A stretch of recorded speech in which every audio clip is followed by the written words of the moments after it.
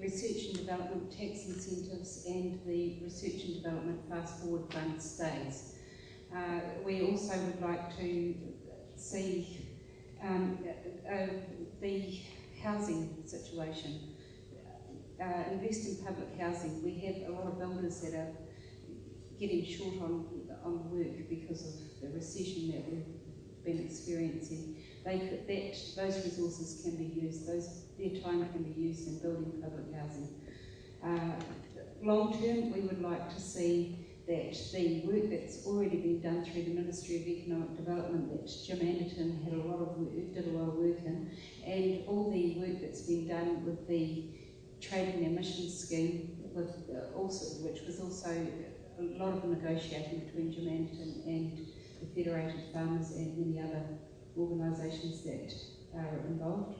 That work continues to move forward, so to take New Zealand into the next phase, which puts us at the leading edge in the world. We would also like to see a bank set up, an infrastructure bank set up as an alternative for mum and dad investors as a place to invest their money, much like a government bond scheme, but a safe place for mum and dad investors to place their money there that will be used in community infrastructure.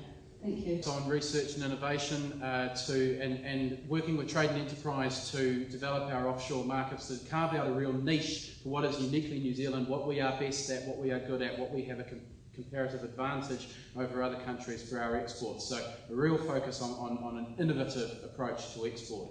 Number two, bringing forward infrastructure projects. Firstly, to underpin our economy, to strengthen our economy, but secondly, to provide stimulus, to make sure that there are jobs available, that we continue growth in the short term. These are projects that have already been planned. We're planning to bring them forward so that if there is particularly an unemployment issue, if people are getting laid off, that there is more work out there available so we can maintain the stimulus of the economy.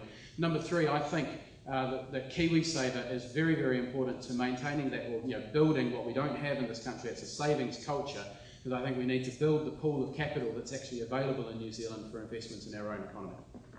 This current financial crisis. So firstly, we would stop further borrowing for tax cuts that we can't afford.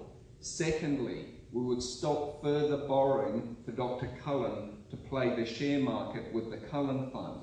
And thirdly, we must invest to stimulate the economy, invest to provide sustainable infrastructure, and invest to make our country more able to withstand peak oil, so diminishing oil supplies, and the effect of climate change. So we need large-scale investment in public transport, buses and trains, in providing more housing stock, and in insulating homes, and in planting permanent forests to absorb carbon dioxide already in the atmosphere and to decrease our Kyoto liabilities. Thank you. Make sure that we keep the economy moving. There's a lot of criticism of what Labour did do in the last 9 years, and I think it's important, and I can say this probably as a minor party, that our fiscal position is very strong. Debt to GDP when Labour came into power was around about 30+%. It's now down to less than 20%. Now that gives us a buffer, and we shouldn't be afraid to use that buffer. And personally, I'm not opposed to the idea of increasing our national debt a little bit to ensure that we've got some money to put into infrastructure, because that will keep our economy moving, it will keep people employed, and when we come out of this recessionary period, we will be the stronger for that investment. Second thing is tax cuts. We as a party have looked very closely at the whole question of tax. We want to phase in over 3 or 4 years a new tax structure, 10% up to 12,000, 20% up to 38,000, 30% above 38,000. We would reduce the trust rate to 20% and maintain the company rate at 20%, and we would abolish gift duty. Now, many of you running businesses will be running them through trusts and companies owned by trusts and so on, because that gives you a more efficient tax answer. the compliance costs are huge. Not only would our tax policy put more money into people's pockets, but it would save compliance costs for business. Thank you. Thanks very much. Look, there's 3 or 4 priorities we see in the short term as we go into these very troubled waters ahead of us. One of them is to shore up our banking system. We think that's absolutely vital, and we're working with the current government on that issue as well, because if you can't, if the world loses confidence in New Zealand's ability, then you won't be able to borrow money, and we think that's extremely important that we do that, and that's going to be an ongoing project over the next few weeks. It's new territory, but vital. The second one we need to do is we need to stimulate our economy, and we'll do that through the likes of increased infrastructure. Roads, we announced the other day another $500 million going into school building projects and the likes. We think that's extremely important. Thirdly, we need to remain fiscally responsible. The government have got to stop spending money willy-nilly, and I could talk about that for 5 minutes, but there's been huge amounts of money wasted over the last 9 years, and that needs to stop. We need to get the country growing again, and one of the things we see as being vitally important is education. And again, I could talk about that for 5 minutes. And lastly, temporary measures to protect those that are affected by the coming financial crisis over the next 12 months. We think that that's important as well, and we've announced some measures along those lines. Thank you very much. First up this time we have Graham, sir. So what role does competitiveness and productivity play, and specifically, how will your party support this? So again, talking about commerce and economic growth, what role does competitiveness and productivity play, and specifically, how will your party support this?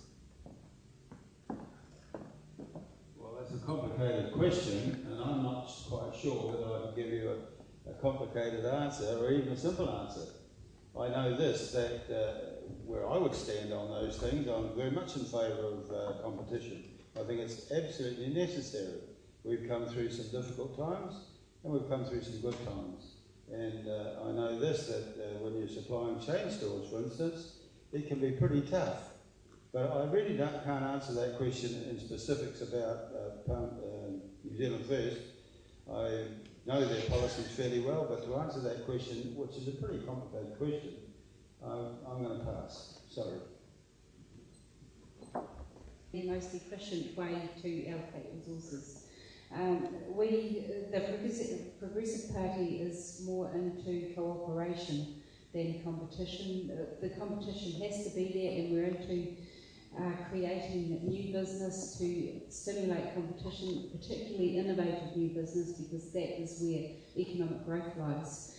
It is our belief that we're looking for a government and business mix where we provide the needs of business without being too, allowing business to do what they want to do, but putting the infrastructure in place so that that business can do it with ease, but also to sweep away, if possible, any barriers to innovation. And we've got one of the freest, most open markets in the world, and competition underpins that. And certainly in government funding, things like the NZ Fast Forward Fund will be a competitive grant scheme. So competition is very important. I'd just like to point out that one size doesn't fit all. Competition is great in the business world, where most of you guys come from.